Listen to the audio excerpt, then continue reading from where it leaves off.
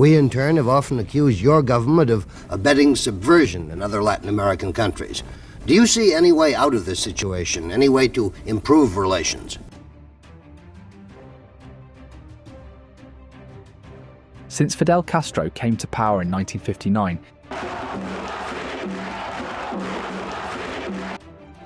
the relationship between the United States and Cuba has been full of highs and lows. The two nations have struggled to find common ground, and their history reflects this ongoing challenge. Over the years, they've faced a nuclear crisis that brought the world to the edge, dealt with a strict US economic embargo that still affects Cuba, and endured decades of political hostility. Despite all this, there was a moment of hope when President Barack Obama made efforts to reduce tensions and rebuild ties between the two countries. But that hope didn't last long. Much of the progress was undone when old restrictions were put back in place, bringing relations back to a familiar, strained state. This back and forth reveals a history filled with conflict, brief cooperation, and constant changes in policy. So why have these two neighbours struggled to move past their differences, and what might the future hold for their relationship? Today we'll take a closer look at all of this in this episode. Stay with us until the end, and we'll make sure everything is clear. In 1959, Fidel Castro led a successful revolution that changed Cuba's future forever. He and his group of guerrilla fighters overthrew President Fulgencio Batista, who had ruled the country as a dictator for 7 years. Batista, supported by the US government because of his strong anti-communist stance, was forced to flee the country. After taking power, Castro began to reshape Cuba into a revolutionary socialist state. Over time, he strengthened ties with the Soviet Union, setting the stage for a new chapter in Cuba's history and its global relationships. In 1960, Fidel Castro made a bold move. He nationalized all foreign assets in Cuba, raised taxes on US imports, and signed trade agreements with the Soviet Union.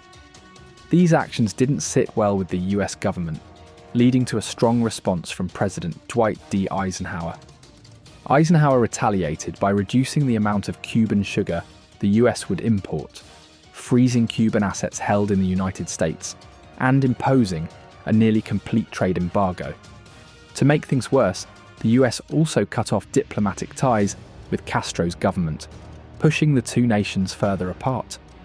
On April 17, 1961, President John F. Kennedy carried out a plan originally developed under the Eisenhower administration.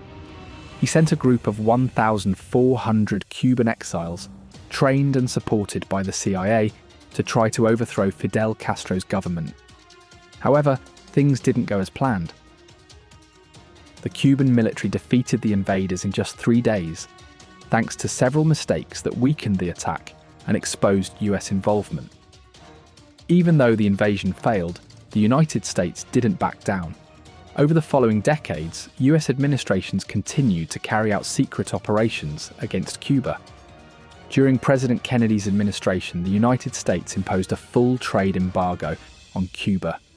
The impact of this embargo was significant over the next 60 years. According to estimates from the Cuban government and the United Nations, Cuba lost about $130 billion during this time.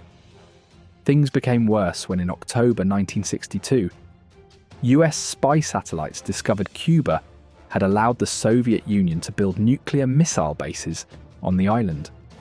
This was a major threat, and President John F. Kennedy demanded that the Soviet Union remove the missiles.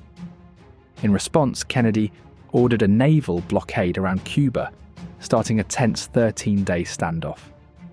With the fear of nuclear war looming, the United States quietly began to negotiate with the Soviet Union. As the crisis dragged on, Kennedy secretly agreed to remove US nuclear missiles from Turkey if the Soviet Union withdrew its missiles from Cuba. He also promised not to invade Cuba. Soviet Premier Nikita Khrushchev accepted the deal, and the crisis ended when he announced that the missiles would be removed. However, in July of the following year, Kennedy took another step. He banned US nationals from traveling to Cuba, further tightening the relationship between the two nations. But in September 1965, Fidel Castro stated that Cubans who wanted to leave for the United States were free to do so, saying nobody who wants to go need to go by stealth. This opened the door for many Cubans to seek a new life in America. Just days later, President Lyndon B. Johnson responded by announcing that the US would welcome Cuban migrants. He signed a new immigration law that prioritized Cubans with family ties to US citizens or residents. According to the US State Department, about 270,000 Cubans had made their way to the United States since Castro's rise to power. Then in November 1966, President Johnson passed another law. This one allowed Cubans who reached US shores to apply for permanent residency after just 1 year. In September 1977, President Jimmy Carter tried to improve the relations with Cuba. He reached an agreement with Fidel Castro to resume limited diplomatic exchanges.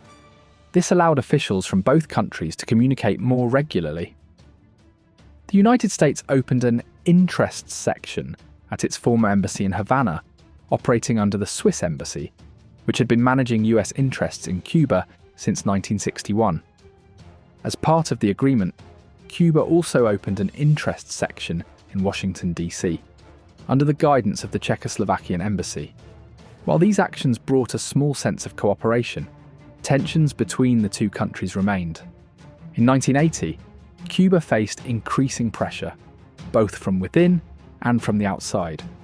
Its economy was struggling due to rising oil prices and the ongoing US embargo. At the same time, thousands of Cubans were desperate to leave the country in search of a better life. After a chaotic 48-hour situation in which 10,000 Cubans gathered at the gates of the Peruvian embassy seeking asylum, Fidel Castro made a dramatic decision. He announced that anyone wishing to leave Cuba for Florida could do so from Mariel Harbor over the next 6 months. President Carter, eager to ease tensions, welcomed the migrants to the United States with open arms. As a result, around 125,000 Cubans participated in what became known as the Mariel Boat Lift. Sadly, in the early 1980s, President Ronald Reagan took a hard stance against Cuba, designating it as a state sponsor of terrorism. He accused the Castro government of supporting militant communist groups in countries like Angola, El Salvador, Guatemala, and Nicaragua. However, Cuba defended its actions, claiming that acts by legitimate national liberation movements cannot be defined as terrorism. As the tensions grew, President George H.W. Bush signed the Cuban Democracy Act, which tightened US economic sanctions on Cuba. This move came after the Soviet Union collapsed in 1991, and Bush stated that Cuba's special relationship with the former Soviet Union has all but ended.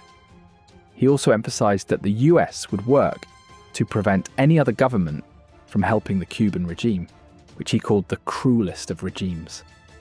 As part of the new sanctions, the act made it illegal for vessels that had traded with Cuba in the past 180 days to dock at US ports. It also prohibited foreign subsidiaries of US businesses from doing business with Cuba and limited the amount of US currency that could be traded with the island. However, the law did offer a possibility for better relations, proposing that Cuba could regain normal ties with the US if it made meaningful economic and political changes. Meanwhile, in an effort to address the large number of Cubans trying to enter the United States each year, Havana and Washington agreed to 2 important accords. The first came after President Bill Clinton made a sudden policy change in August 1994. He ordered that all Cubans rescued at sea be brought to the US naval base at Guantanamo Bay. The agreement set the number of Cubans allowed to immigrate legally to the US at a minimum of 20,000 each year, not including immediate family members of US citizens. The second accord introduced the wet foot, dry foot policy. Under this policy, Cubans intercepted by US authorities at sea were sent back to Cuba, but those who reached US soil were allowed to stay and apply for permanent residency after 1 year. The agreement also allowed more than 30,000 Cubans who had been detained at Guantanamo Bay to enter the US on parole status. In 1996, President Bill Clinton signed the Cuban Liberty and Democratic Solidarity Act, which penalised foreign companies that did business with Cuba, sparking strong criticism from US allies who saw it as a violation of international law. The law also made it clear that US sanctions would only be lifted if certain conditions were met. Fidel Castro and his brother Raúl had to step down from power. Cuba would need to move toward free elections and a free press, and all political prisoners would need to be released. In 1998, the Clinton administration charged 5 Cuban counterintelligence officers in the United States with espionage and other illegal activities. These officers had been sent by the Castro government to infiltrate Cuban-American exile groups in Miami. The 5 men were arrested in 1998, and after a lengthy trial, they were found guilty in 2001. 2 of them were released in 2011 and 2014 after completing their sentences. The remaining 3 were released on December 17, 2014, as part of a prisoner swap for a US intelligence officer who had been held in Cuba. In 2000, the story of 5-year-old Elian Gonzalez, the only survivor of a failed attempt by his mother and 10 others to reach the United States by boat, became a media sensation. Elian's case created a huge debate in the US. The Clinton administration had to decide whether to allow Elian's relatives in Miami, supported by Florida's Cuban-American community, to keep him or send him back to his father in Cuba, as the Cuban government demanded.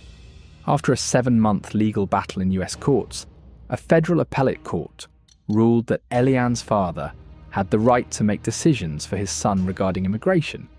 When the US Supreme Court declined to review the case, Elian was eventually returned to his father's care in Cuba.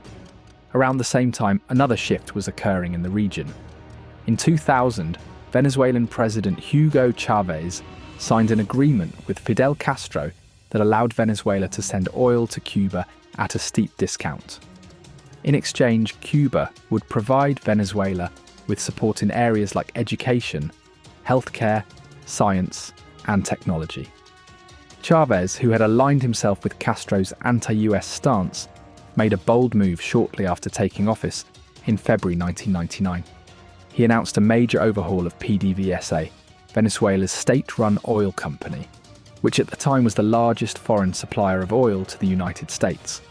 In the years that followed, Venezuela increased its oil exports to Cuba, while Cuba sent more technical personnel in return, including doctors, teachers, and social service workers. In 2008, Fidel Castro, citing his declining health, announced that he could no longer serve as president of Cuba. He handed over the presidency to his brother, Raúl, who had been the second in command of the government and a general in the Cuban military. Although Fidel had already transferred power to Raúl in 2006 due to surgery, he remained active in government affairs. Raúl's ascension to power marked the official end of Fidel's long rule.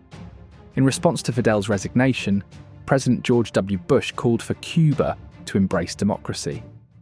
He stated that the United States will help the people of Cuba realize the blessings of liberty.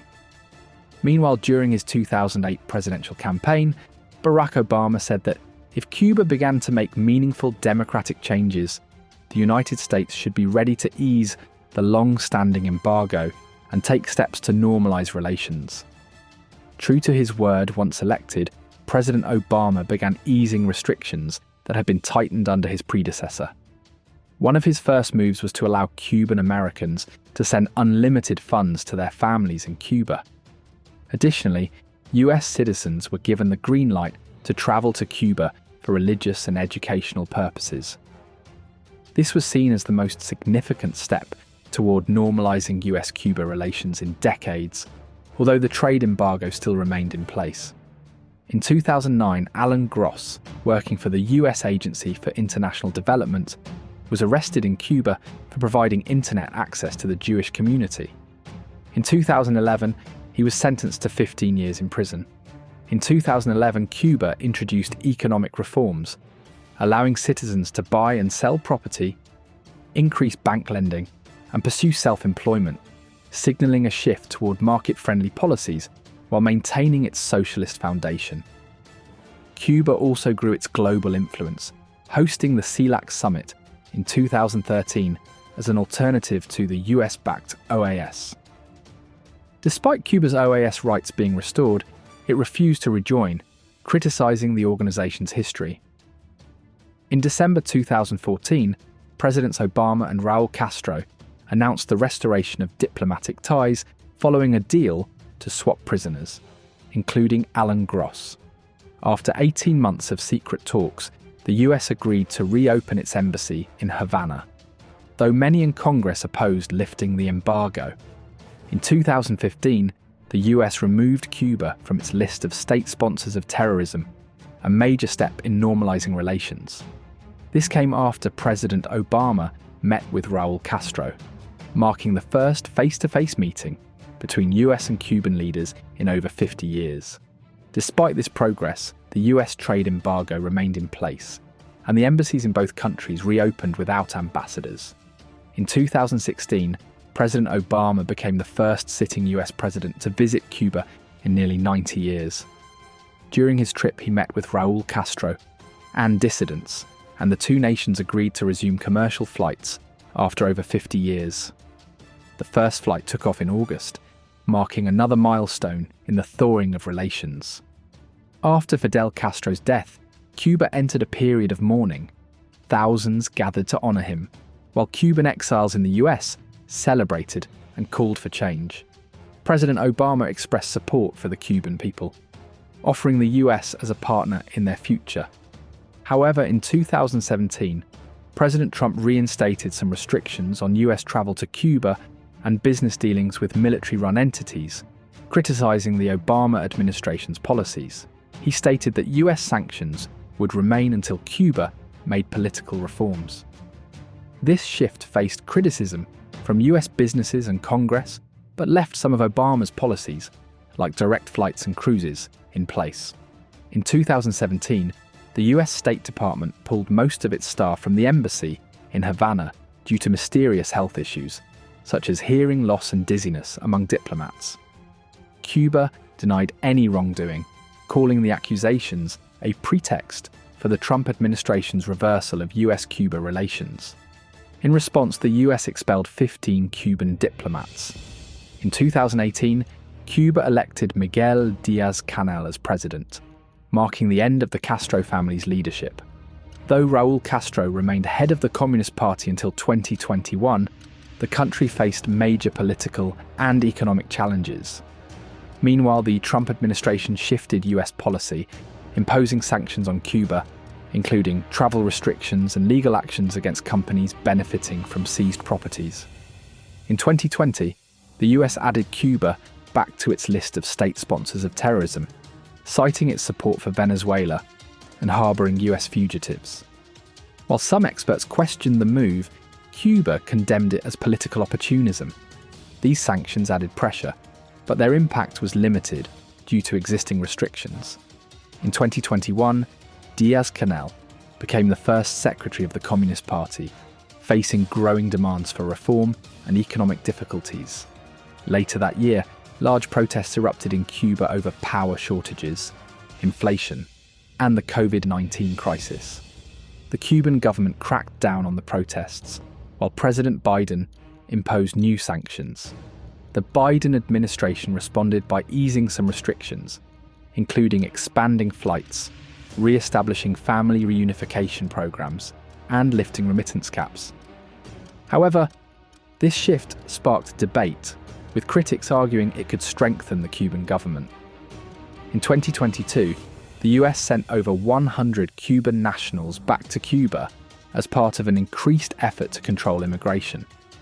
This came after a significant rise in illegal border crossings as Cuba continued to grapple with its severe economic crisis under Díaz-Canel's leadership. And these ups and downs are still ongoing today. So, what do you think the future holds for US-Cuba relations? Do you believe the cycle of progress and setbacks will continue? Or can these two nations finally build a lasting partnership? Drop your thoughts in the comments below. See you in our next video. Until then, take care and thanks for watching.